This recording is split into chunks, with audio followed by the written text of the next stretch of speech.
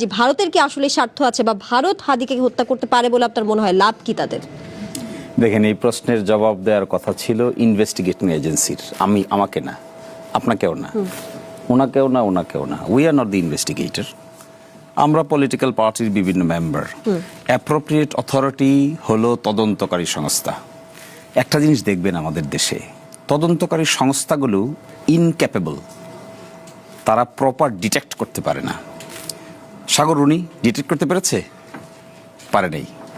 হাদি পারছে? পারে নাই। একটা চার্জশিট আমি আজকে দেখলাম তারা সাবমিট করেছিল আদালতে, সেখানে তারা ফয়সাল নামে একটা লোককে শোটার বলেছে যে he is the ultimate culprit. Faisal তাকে গুলি করেছে, ফয়সাল তাকে 5,000 টাকা দিয়েছিল, ফয়সাল তার বিভিন্ন প্রোগ্রামে গিয়েছে, নামাজ পড়ার কথা ছিল, এক জায়গায় বলছে না ওখানে নামাজ পড়তে হবে। এখন প্রশ্ন হলো, এই ডিটেকশন ইনভেস্টিগেশনের মূল পারপাস থাকে ডিটেকশন।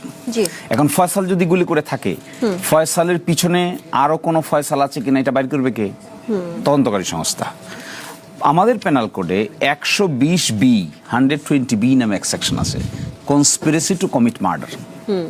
এখন যদি আপনি পিছনের লোকটাকে খুঁজতে চান, তাহলে আপনাকে এভিডেন্স বের করতে হবে যে হু কনস্পায়ার্ড, হোয়ার, হাউ, ওয়েন।